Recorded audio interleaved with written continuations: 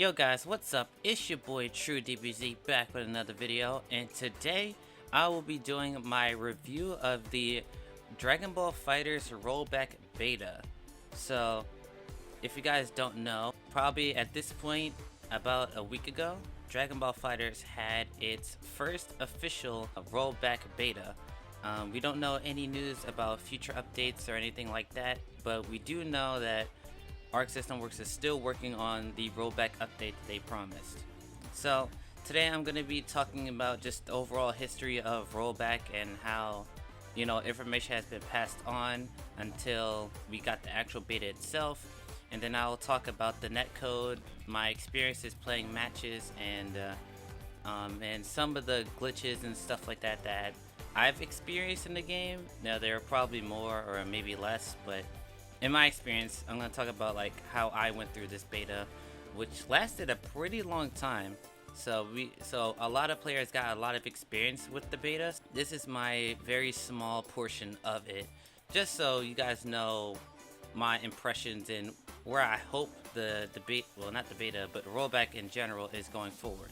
So with that being said, let's just jump right into it. So Dragon Ball FighterZ Rollback was announced back at EVO 2022 at the finals, and the producer of Dragon Ball FighterZ promised that the game would be getting rollback netcode, mostly just because the fans wanted it for such a long time.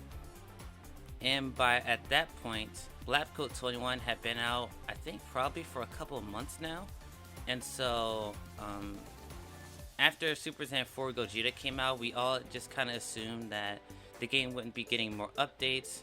And then probably I think a couple months later, maybe half a year later, we got Lab Coat 21 as a DLC character.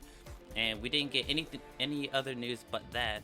So then EVO comes around and they announced that they're going to keep continuing to balance update the game, and rollback netcode would be coming in the future. And this was all announced back at EVO 2022, in addition with balance patches along the way. So throughout the several months to honestly a year now, I think it's been a year and a half now since that initial announcement, and we've been getting balance patches throughout the months, and the game has drastically changed from when, the days of Super Saiyan 4 Gogeta's release to Lab Coat's release to the beta's release, right? The game has changed a lot, and yet the full release of Rollback hasn't come out yet. We've been waiting for a very, very long time on this, and so throughout all the balance patches, we kept asking, well, where's the Rollback? Where's the Rollback? And they wasn't saying much about it, except for we're delaying it just over and over and over again for the past couple months. And so at the most recent Dragon Ball FighterZ tournament, which was UFA Top 8 Finals, the beta was actually announced by the producer of Dragon Ball FighterZ, and she actually gave us a time slot, which was November 30th to December 10th. And so this was a very big deal for the fighters community, because once again, we've been waiting for rollback in general for a year and a half now. And so to get an official date for a rollback beta was very huge news. Now, like I said before, we don't have a date for the official release, both on PC and on new gen consoles, but at the very least, we know that it's still in the works and that they're still trying to make this thing happen. So going on to the very first day of release, just my first impressions. So day one, I played around 15 to 20 matches, and overall I wasn't 100% impressed. It felt like regular FighterZ net play to me, just slightly faster. But as I continued to play over the next couple days, I was also playing Guilty Gear Strive hardcore at the time as well, because my friend started doing online tournaments for the game. So as I continued to play Guilty Gear Strive more and Dragon Ball at the same time, I started feeling like my reaction times were a lot more similar than I expected. And so over time, I started to get used to the new rollback in Dragon Ball FighterZ.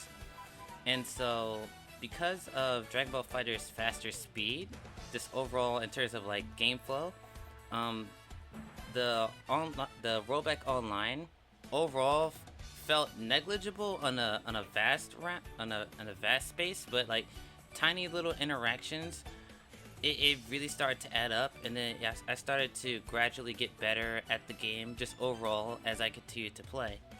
And so where this really stood out to me is in the neutral, where where I would like jump block, I would be reacting to super dash a lot more, blocking like full screen auto combos, stuff like that, right? And my overall inputs were a lot smoother as well. There weren't a lot of times where it felt like I did my input and the game just didn't respond. So just over time, as I started to get used to the new rollback netcode, I started to feel myself get better and better playing the game just overall. As for like my overall experience, I would say this has probably been the best update that Fighters has ever had since, I would probably say, Season 3.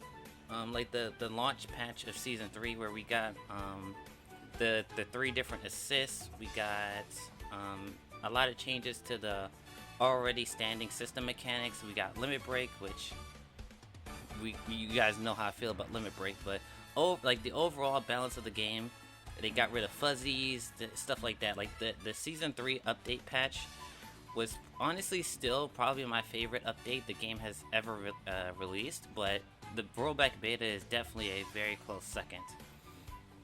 Now, when it comes to like comparing rollback netcodes to each other, I'd probably say Skullgirls, Street Fighter 6, and DNF Duel have better netcodes just overall. Even though it's all the same, it's all a rollback netcode. But I do feel like Skullgirls, Street Fighter 6, and DNF are a lot more smoother experiences. And so Dragon Ball FighterZ feels a lot more similar to like BlazBlue Cross Tag and Granblue, which just came out. More so talking about the beta when it comes to Granblue, because I played a lot of the Granblue beta. But overall, Dragon Ball FighterZ felt very similar to those two games in particular. Though it's not a bad thing. Like, both of those games have really good rollback netcode, but I don't think it's as smooth as Skullgirls, Street Fighter 6, or DNF Duel. But I think this is just because Dragon Ball FighterZ is a way more faster paced fighting game than any of the other ones I've talked about.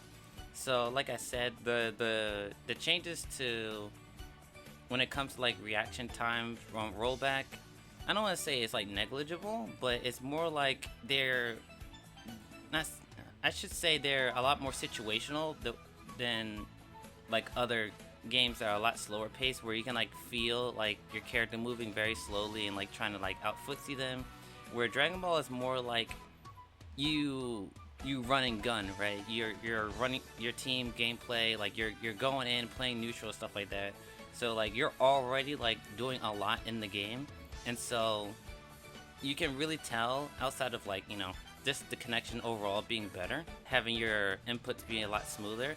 Like when it comes to like reaction time and playing neutral specifically in those two instances, I feel like the game really got an upgrade. Like I said, there were a lot of times where like in delay base my inputs just wouldn't come out because it would be delayed by like 4 to 6 frames. But in rollback that didn't happen, so I had a lot more opportunities to like react to stuff. Stuff like jump blocking, reacting to super dash, reflecting was a big one too. I feel like in the delay based netcode, I feel like I couldn't reflect anything in the game because like I said, my inputs were delayed. So by the time I saw something that could be reflected, the game just wouldn't input reflect, and I would either get hit by like Dragon Rush or something like that, or it just wouldn't come out, and I'd be sitting there holding like a mix-up for longer than I have to. So, I would probably say like the general feel of Fighters is still the same, but it's like those very specific instances where you need fast reaction time, or you need your inputs to come out like that fast. Rollback definitely helps. There were a certain amount of negatives when it comes to the rollback beta, but most of them are kind of like excusable. As everybody knows, the stage transitions were broken. So like if you KO'd a character by hitting them with like a heavy hit or with the super, like the stage transition just straight up didn't work for some reason. the character portraits would flash like you're in Sparking, even if you weren't in Sparking, which was also weird. Those were like the two big ones that I encountered and that I saw on stream, like with other content creators. And I don't want to say that's unacceptable, but it definitely feels weird that that was an issue for a rollback beta. You would think it would be the netcode that'd be the issue, but it was more so like visual stuff that was the issue with the beta, which is really interesting. One thing that I also noticed is that the music in the game would not play, like, at all when you're in training mode or in online matches. Like, you be in lobby and the music works just fine, but then you boot up into training mode or an online fight and just the music would just stop for some reason. Weird. I don't think I saw that. I experienced this myself, but I don't think I ever saw it on stream. Mostly because I think streamers just play their own music, but it definitely happened to me a lot of times. But like I said, these glitches didn't really impact my gameplay experience, so I don't think it was a big deal, like, at all. But I definitely hope that these don't pass on to the full release of the game, especially because, you know, it's going to be released on PC and new gen consoles, so the player base is going to be a lot bigger than the beta, so there's going to be a lot more to run. But I hope that they fix these issues, as well as keeping up the netcode itself. You know, I don't know if those things are related in any way, but, you know, it's just little things that beta had that I hope they fix for the full release. My final overall thoughts: I would say the beta was an overall great experience for me, and I can't wait for the full release. We don't know when the full release will be, but we do know that it will be on PC, new gen consoles like the PS5 and the Xbox Series. PS4 players and Xbox One players, you're kind of out of luck. My prediction for the full release is middle of February, early March. I don't really have any evidence to back this up, but I think because of how good the netcode is, and like the only thing that they have to iron out is just a couple of like visual bugs and stuff, I think they're really close to finishing it. So my prediction is that they will make an announcement at the Dragon Ball Battle Hour, which is going to happen on January 28th. Really hoping that we get a full release date for Fighters, because I've been hearing speculation that they're going to be doing a console beta, like rollback beta. And though that would be really cool to see, like to see them test out like on both sides, I just want the full release to come out. And even if I have to wait like an extra month or two for them to iron things out, I will take that over doing a beta and then having to wait even longer so they can finalize it, right? But that also comes with the risk of, if they don't beta test it on consoles, then what if there's a chance where it works on PC, but it doesn't work on consoles, right? So like you kind of have to like take a risk there. And so at that point, if it was like they have to do it on consoles to test if it's strong enough, or they have to make adjustments, that way when the full release comes out it's literally perfect, then yeah, you can do a console beta. But if everything's already working out as intended, then they might as well just do a full release date on both PC and on consoles. And I would honestly say, I will say that the netcode was great all around. The only thing that I feel like they should add for the full release is a Wi-Fi indicator and also a manual way to set delay in online matches. You can already do this on offline matches, like against your friend. You can set a delay for your inputs, but you can't do it online because it didn't need it, because delay-based netcode. But with rollback netcode, especially, I'm not sure if Street Fighter 6 has this, but I know Skullgirls has a way to manually set a delay timing. So like you can delay your inputs by like 1 or 2 frames or something like that, just to make it overall a better experience with a rollback. So I hope Dragon Ball FighterZ does that as well, because that's actually a mini complaint I heard from like all the like the pro players when rollback first came out, is that they couldn't set their delay to lower, and so the game felt way faster than it should have. But I think at a certain point they just got used to it.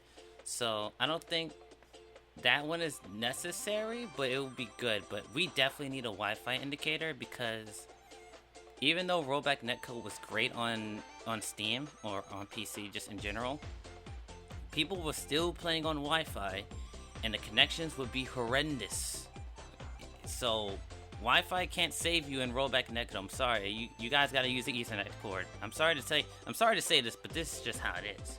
So adding a Wi-Fi indicator is definitely a must with this update. I don't know if they're gonna do it, but I hope they do. And then adding manual delay settings, just for overall quality of life. Now, I want to make a mini note on crossplay. I don't think it's gonna happen. I hope it does, because that means just the general player base for fighters will just be a lot more massive.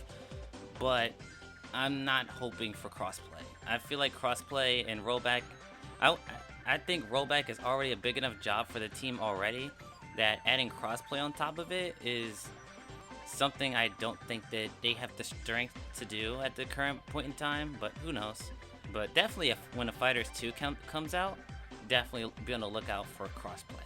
So, with that being said, that is my overall review on the Dragon Ball FighterZ Rollback beta. So, like I said, at this point, the beta has already ended for about a week now.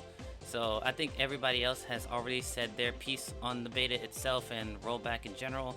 But I thought I'd throw my opinion out there just so you guys know where I stand with fighters and stuff like that. So, yeah, that's going to be it for today's video. If you guys enjoyed this, please be sure to hit the like button and subscribe for more Dragon Ball FighterZ content in the future.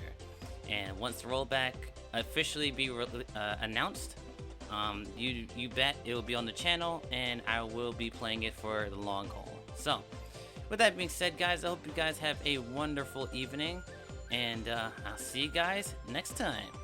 Sayonara.